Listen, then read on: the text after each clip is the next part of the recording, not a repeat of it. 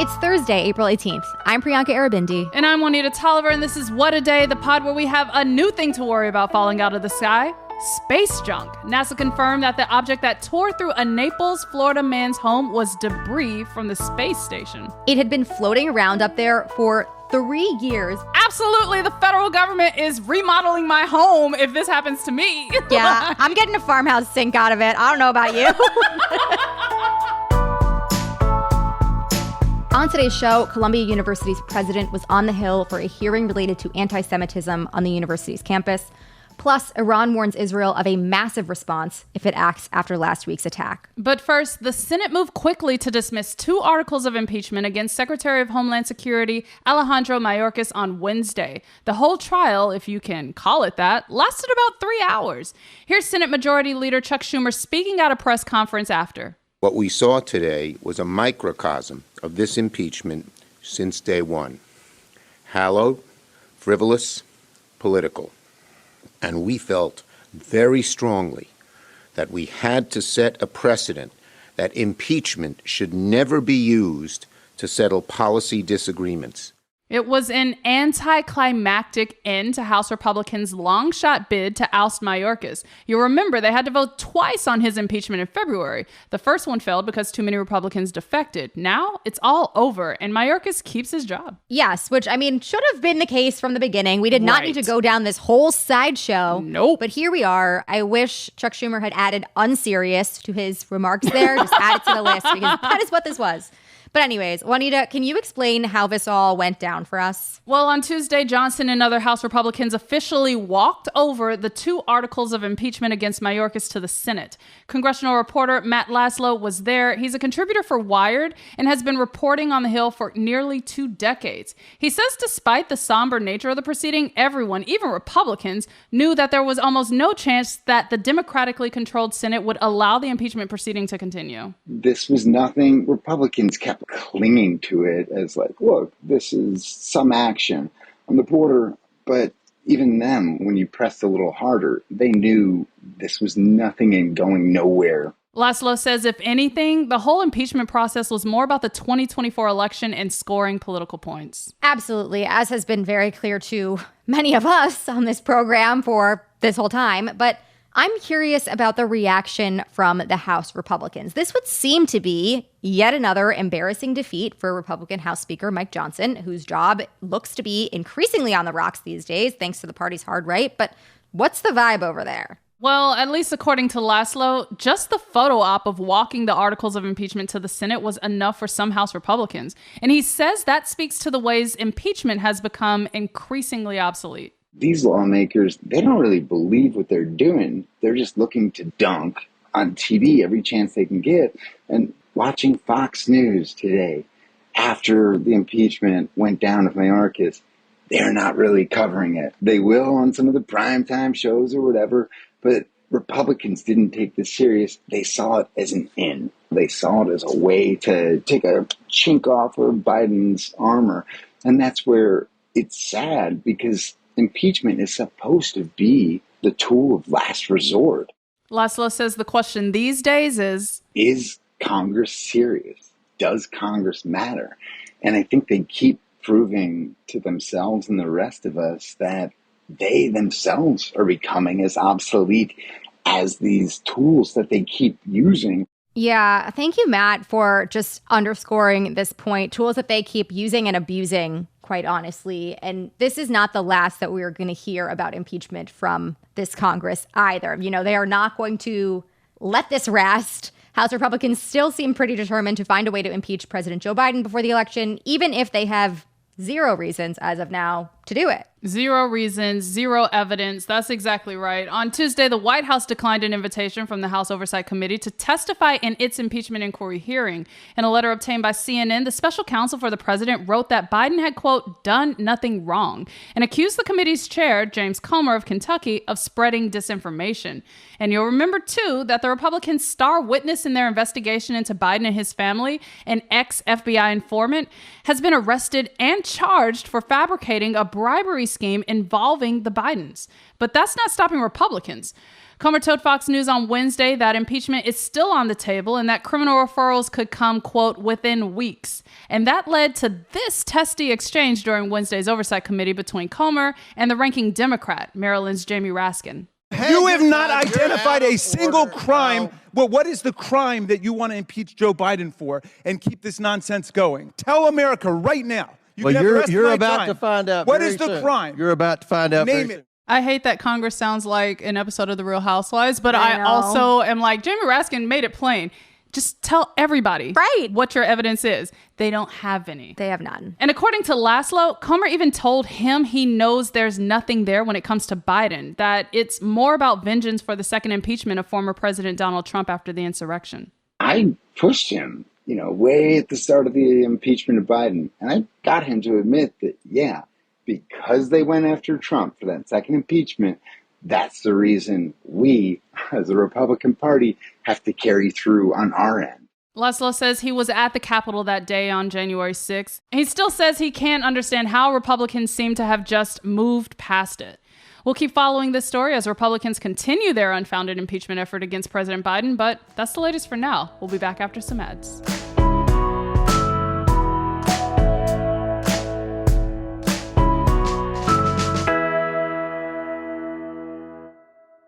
What a Day is brought to you by Fast Growing Trees. Fast Growing Trees is the biggest online nursery in the U.S., with more than 10,000 different kinds of plants and over 2 million happy customers. They have everything you could possibly want, like fruit trees, palm trees, evergreens, houseplants, and so much more. Plus, Fast Growing Trees makes it easy to order online, and your plants are shipped directly to your door in 1 to 2 days. And along with their 30-day Alive and Thrive guarantee, they offer free plant consultation forever. We love Fast Growing Trees here. I keep telling you that the mini plants that I've gotten from these folks are yet hanging on. And that's not because I have a green thumb, okay? This spring, Fast Growing Trees, they have the best deals online, up to half off on select plants and other deals. And listeners to our show get an additional 15% off their first purchase when using the code WAD at checkout. That's an additional 15% off at fastgrowingtrees.com using the code WAD at checkout. Fastgrowingtrees.com, code WAD. Offer is valid for a limited time. Terms and conditions may apply. What a Day is sponsored by Ramp. Ramp is the corporate card and spend management software designed to simplify your business finances across expenses, vendor payments, and accounting. With Ramp, you're able to issue cards to every employee with limits and restrictions and automate expense reporting so you can stop wasting time at the end of every single month. And now get $250 when you join Ramp. Just go to ramp.com/WAD. That is ramp.com/WAD. ramp.com/WAD. Cards issued by Sutton Bank and Celtic Bank, members FDIC. Terms and conditions apply. This show is sponsored by BetterHelp. Therapy can give you the self-awareness to build a social life that doesn't drain your battery. And if you're thinking of starting therapy, you should give BetterHelp a try. Yes, it's entirely online. It's designed to be convenient, flexible, and suited to your schedule. You just fill out a brief questionnaire to get matched with a licensed therapist and switch therapists anytime for no additional charge. Find your social sweet spot with BetterHelp. Visit betterhelp.com/WAD today to get 10% off your first month. That's betterhelp, HELP.com/WAD. Let's wrap up with some headlines. Headlines. Tensions appear to be growing in the Middle East amid fears of a regional war. Iranian President Ebrahim Raisi on Wednesday warned Israel that even the, quote, tiniest invasion on their part would provoke a, quote, massive response.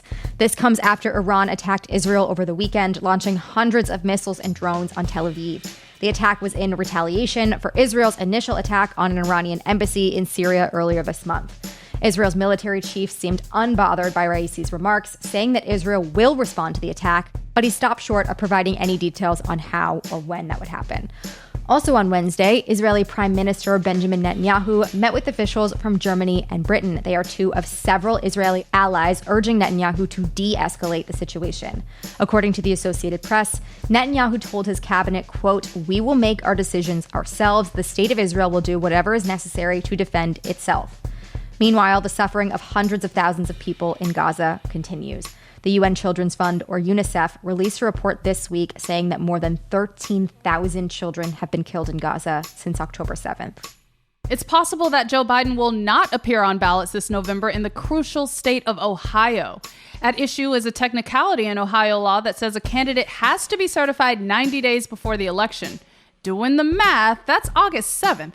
But Biden won't be officially certified until August 19th during the Democratic National Convention. Last week, a Democratic elections attorney in Ohio proposed to officials that Biden be provisionally certified before the deadline. But on Monday, that idea was shot down by Ohio's Republican Attorney General in a letter to the Secretary of State. Democrats still have a few options to make sure President Biden is on the ballot in the state. One option, sue. The other, hope that the Republican-controlled legislature passes an exemption. They actually did in 2020 when both Democrats and Republicans had their conventions too late for the candidates to be officially certified in time. Meanwhile, the president faces the same issue in Washington state and Alabama. Washington's Secretary of State said last week that they'll accept a provisional certification, while Alabama lawmakers advanced a bill Wednesday to make sure Biden can be on their state's ballot. Even Alabama is letting him stay. So this is pretty diabolical by Ohio. But at this point, we have to know we are dealing with the worst people. Like, we got to be ahead of this, everybody. We got to look at the books beforehand. We got to know the rules. Arizona Republicans defeated another effort to repeal the state's near-total abortion ban. The draconian 1864 law was revived last week after a ruling by the state Supreme Court. And on Wednesday, Democratic State Representative Stephanie Stahl Hamilton tried to fast-track her bill to repeal it. But Republican leaders in the state house shut down her motion. That led to a round of applause by anti-abortion activists who packed the audience, as posted on X by the DNC. Talk about diabolical, though. Like, wow. Just sick people. This was the second attempt by Arizona Dems to repeal the law, and it will not be the last. Democratic State Representative Lupe Contreras told the Arizona Republic newspaper, quote, "This is not going away. We'll bring it back to the floor again." Columbia University's president Minouche Shafik sat in front of a U.S. Congressional committee on Wednesday and strongly condemned anti-Semitism. It's the latest round of anti-Semitism hearings where lawmakers question presidents of some of the country's most prestigious universities. House lawmakers accused Shafik of failing to protect Jewish students since the October 7th attacks in Israel. Shafik defended the university's efforts to protect its students and agreed that the school was facing a, quote, moral crisis. Columbia strives to be a community free of discrimination and hate in all its forms, and we condemn the anti-Semitism that is so pervasive today. Meanwhile, dozens of students staged an encampment on Columbia's campus to signal solidarity for Palestinians in Gaza. Take a listen to one of the students on campus who spoke with the news outlet Middle East Eye. As the genocide only gets worse, so too is the erosion of democracy across the country and on college campuses. And this has a violent effect. In fact, we saw the arrest of students at Vanderbilt. We are probably going to be arrested shortly here today at Columbia University. And on the other side of the country, students at the University of Southern California protested their university's decision this week to ban its 2024 valedictorian, Asna Tabassum, from speaking at this year's graduation ceremony. Tabassum is a first-generation South Asian Muslim student who minored in resistance to genocide. She told the LA Times, quote, "The university has betrayed me and caved in to a campaign of hatred." And finally, for the first time in 70 years, the NBA announced Wednesday that it is banning a player for life. Jonte Porter, a power forward for the Toronto Raptors, illegally participated in gambling on his own games. A league investigation found that he bet on NBA games while playing in one of the minor leagues. Porter also shared confidential information with bettors and intentionally limited his participation in games. For example, he claimed to suffer from an illness during a game and only played for 3 minutes, which is so crazy. Just wild. It is just the latest in a string of controversies surrounding sports betting and its effect on professional leagues. As a reminder, NBA players are not allowed to make wagers on NBA games. It is like the oldest rule in the book for these sports leagues. Come on. It feels like a pretty basic rule, but also I'm looking at Mr. Porter. Like, why would you fake injuries 3 minutes into a game? Like, find a better bet if you're going to do this that actually is about increasing your stats. Like, I don't know. Yeah, that's like the definition of not betting on yourself, which I don't think is what we should aspire to. And those are the headlines.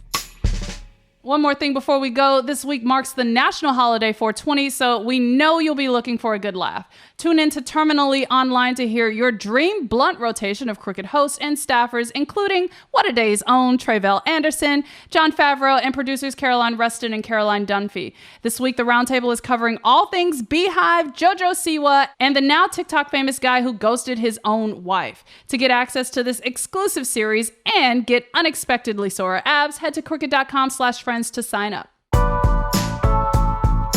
That is all for today. If you like the show, make sure you subscribe, leave a review, get a better party planner for the Democrats, and tell your friends to listen. And if you're into reading and not just about Jonte Porter's stats like me, What a Day is also a nightly newsletter. Check it out and subscribe at crooked.com/subscribe.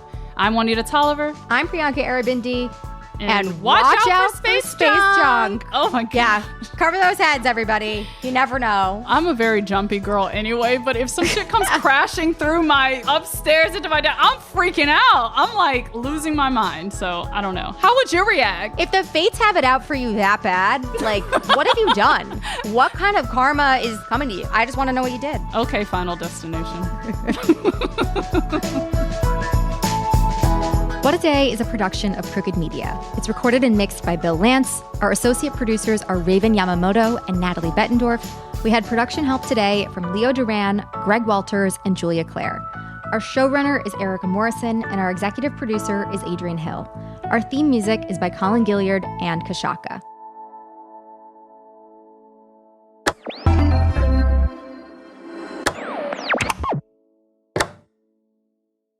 You can live out your MasterChef dreams when you find a professional on Angie to tackle your dream kitchen remodel. Connect with skilled professionals to get all your home projects done well. Visit Angie.com. You can do this when you Angie that. Shopify is the global commerce platform that helps you sell at every stage of your business. With the internet's best converting checkout, 36% better on average compared to other leading commerce platforms, Shopify helps you turn browsers into buyers. In fact, Shopify powers 10% of all e-commerce in the U.S. Sign up for a $1 per month trial period at shopify.com/podcast free. All lowercase, shopify.com/podcast free, shopify.com/podcast free.